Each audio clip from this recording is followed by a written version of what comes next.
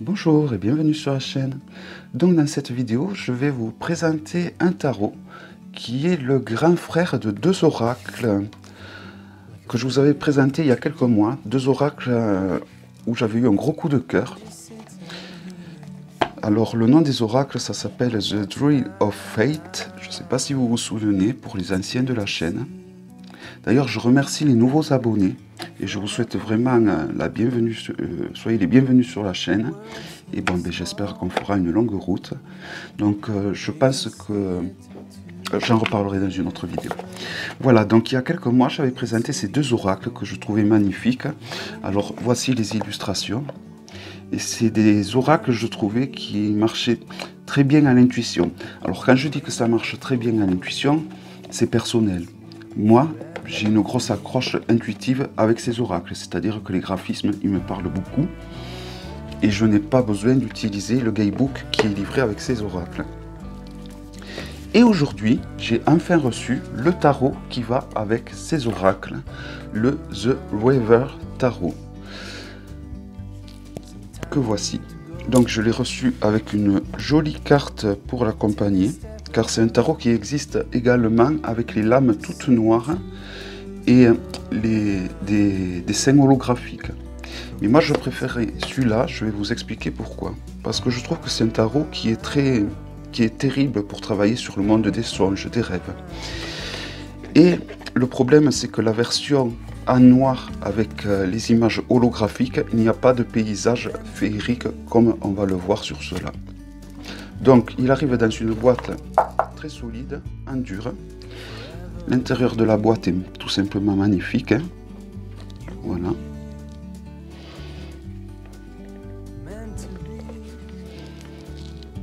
Hop.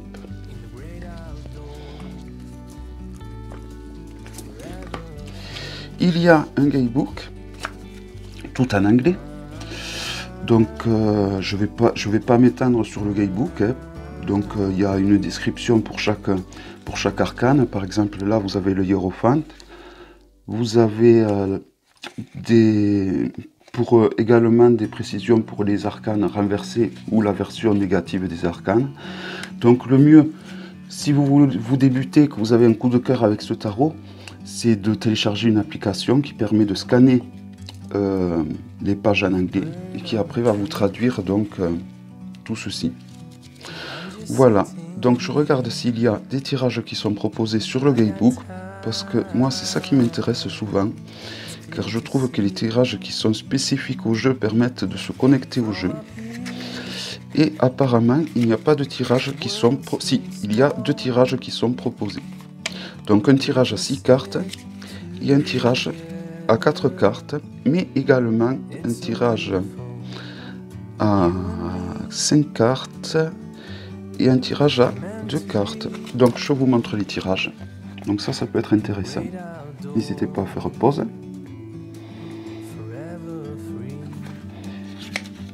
Et également, voilà. Donc ça va être en fait la partie du livre que je vais utiliser, les tirages. Et après le guidebook donc fait quand même 156 pages. 157, pardon. Voilà, donc le jeu. Donc il a les tranches couleur or antique ou couleur cuivrée. Donc il y a cet arcane qui va avec. Donc voici le dos des cartes, magnifique. Donc à comparer d'un Grimaud, vous voyez c'est un peu comme un format de carte oracle, il est beaucoup plus large, la hauteur est identique. Et alors je vais vous montrer la différence. Alors vous voyez, c'est à ça que ressemblait la première version. Donc c'est-à-dire que le fond était noir. Donc voici par exemple l'arcane du fou. Vous voyez, il y a des dessins en arrière-plan. Et donc ces dessins ils n'y sont pas, parce que c'est tout blanc et il y a l'image holographique. Donc je trouve qu'il est beaucoup plus joli cette version au final. Donc bien sûr, tout dépend du travail que vous souhaitez faire avec ce jeu. Donc je vous remontre le dos qui est très très beau. Donc après c'est personnel, hein, le dos des arcanes. Voici le magicien. Donc vous voyez en arrière. Donc dans notre version, c'était donc une image noire avec une image holographique que l'on voit en premier plan. Donc là, l'avantage de cette version, c'est que on a en premier plan l'image holographique et en arrière, on voit des décors tout droit sortis des rêves, des songes. C'est pour ça que je trouve que c'est un jeu qui est parfait pour travailler avec le monde des rêves. Donc évidemment, ce n'est que mon avis, c'est très personnel. Donc les arcanes ont été renommés. Là nous avons l'empereur, The Anchor, et l'impératrice a également été renommée The Paliar. Tout comme la papesse, The High Sage, on peut le deviner quand même. Le hiérophant reste identique.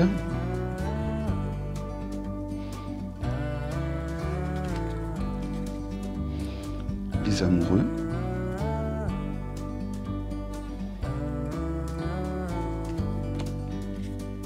Le chariot.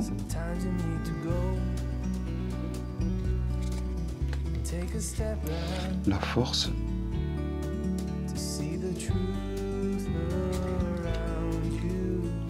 L'ermite.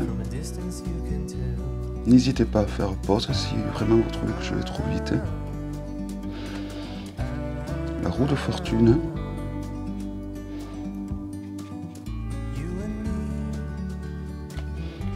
La justice. Donc les cartes sont d'excellente qualité, je ne vous l'ai pas dit, mais vraiment elles sont d'une qualité incroyable. Hein. Le pendu, donc l'on peut reconnaître avec dans le sens où la rose est tenue à l'envers. Hein. La mort, ou la non-nommée. La tempérance.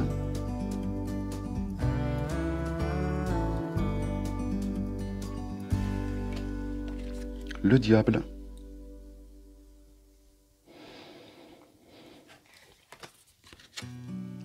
La tour. Donc vous voyez, je trouve que ces paysages que l'on voit en arrière-plan font vraiment penser, je sais pas, moi ça me fait penser un peu à des images féeriques. Et je pense que ce jeu doit être très bien, même pour aiguiser vos sens médiumniques. La lune est vraiment magnifique, comme les oracles. Le soleil.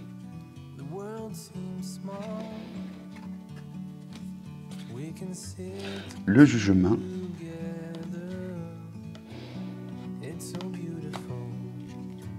Et le monde. Donc associé avec les oracles, forcément, ça va faire des tirages spectaculaires. Donc, au final, il n'y a que la papesse, l'impératrice et l'empereur qui ont été renommés. Toutes les autres arcanes majeures sont nommées de façon traditionnelle. Donc maintenant, nous attaquons les arcanes mineurs avec la série des bâtons.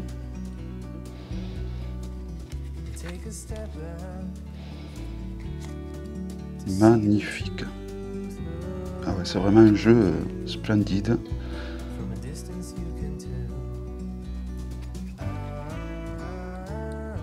Et bon, vraiment une qualité excellente.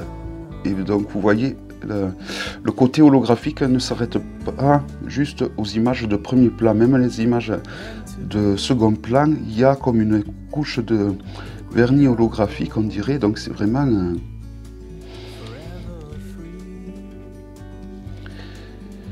c'est un jeu qui me fait penser un peu comme une boule de cristal au final, hein, avec toutes ces images, le fait que ça soit holographique, ça bouge un petit peu quand on l'a sous les yeux. On dirait que ça bouge en fonction de la position que l'on le met. Et donc, je trouve ça très très intéressant donc, pour faire travailler notre côté médiumnique, mais pas que. pour l'intuition, et puis bon, pour tous ceux qui ont un coup de cœur, comme ça a été le cas pour moi. Et les oracles vont très très bien, évidemment, avec ce tarot, quoi.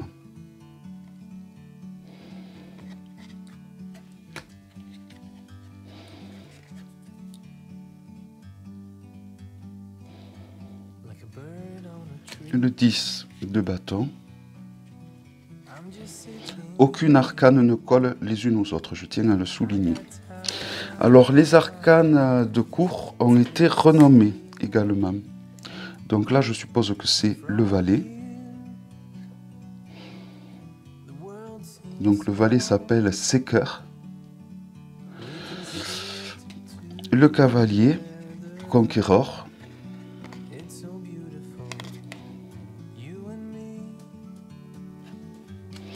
La reine Sovereign. Sovereign, oui. Et le roi, donc, Ruler. Bon, avec mon anglais qui est atroce, n'hésitez pas à mettre pause et vous aurez l'orthographe de façon correcte. Donc je bouge l'arcane pour que vous voyez vraiment tous les dessins en arrière-plan et le côté holographique des arcanes. La série de coupes, donc pareil, la partie numérale des arcanes mineurs est conforme, on va dire, à la norme. Au niveau de la nomination, ça va être juste au niveau des personnages de cour. Non, il n'y a vraiment aucune arcane qui colle. Ça va être vraiment juste au niveau des arcanes des personnages de cour qu'ils ont décidé de renommer. Bah, c'est un peu dommage, je trouve. C'est le seul défaut que j'aurais à trouver à ce jeu. C'est que pourquoi faire compliqué alors qu'on pourrait faire simple et laisser les noms traditionnels des arcanes. Il faut qu'ils aillent chercher des nouveaux noms et voilà, quoi. C'est dommage parce que du coup ça freine certaines personnes pour l'achat du jeu, chose que je comprends. Et moi, il y a quelques années de cela, avant qu'il existe ces applis, ben, je sais que je ne l'aurais pas acheté à cause de ça. Le fait qu'ils aient renommé les personnages de cour et les 5 premiers arcanes majeurs, ça m'aurait vraiment saoulé. Et j'avoue que même au jour d'aujourd'hui, ça me saoule un petit peu. Donc le valet, c'est cœur, pourquoi? Je le traduirai plus tard. Bon, comme vous l'avez vu, j'ai découvert le jeu en même temps que vous, donc c'est une moitié présentation, moitié unboxing. Et c'est vrai que bon, si je l'avais préparé avant, j'aurais traduit les personnages de cour, mais...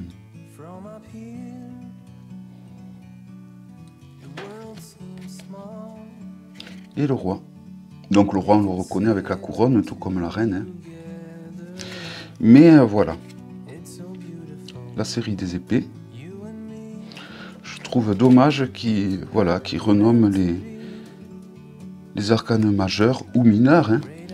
Alors que bon, c'est si simple de les laisser de façon traditionnelle. Bon, à la fois, c'est bien aussi parce que ça nous fait sortir de notre zone de confort, quelque part.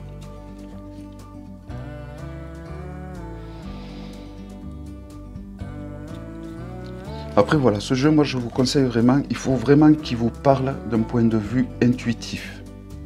Parce que c'est un jeu qui je trouve, hein, qui s'utilise de façon intuitive. Si ce jeu, vous pensez qu'il ne va pas vous parler de façon intuitive, ne l'achetez pas. Ça, vous allez le laisser dans un coin et vous n'allez pas vous en servir et vous n'y reviendrez pas dessus. Et ça va être de l'argent par les fenêtres. Sauf si vous avez un gros coup de cœur pour ce jeu, mais vraiment un gros coup de cœur, parce que ça reste quand même un jeu auto-édité qui a un certain coût, qui vient de l'étranger. Donc voilà, donc je mettrai en avant que c'est que ce côté, d'avoir un gros coup de cœur pour ce jeu, ou de trouver que vous avez votre côté intuitif qui parle au graphisme de ce jeu. Donc vous pouvez l'acheter les yeux fermés. Si vous sentez que intuitivement ce jeu ne vous parle pas, que les graphismes ne vous parlent pas, que vous aurez besoin du livre pour l'utiliser, ne l'achetez pas. Ne l'achetez pas, ça va être Donc le valet, le cavalier. Si vous avez, comme moi, les oracles de cet auteur, je comprends que vous pouvez être tenté pour acheter ce jeu, en effet, oui. Et le roi des épées. Et on finit avec la série des deniers, donc avec l'as. Il fait très chaud, je ne sais pas chez vous, mais je suis sous les toits ici, et le 3. Et bon, ces cartes sont de toute beauté. Vraiment.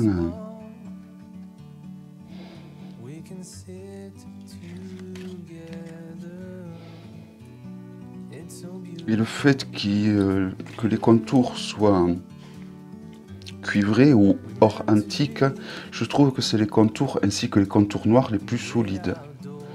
Donc ça, je trouve que c'est bien. Le 7 de denier. Le 8 de denier.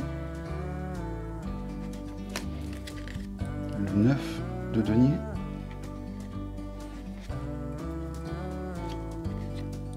Le 10 de denier.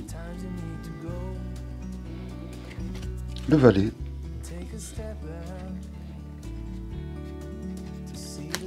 Le cavalier.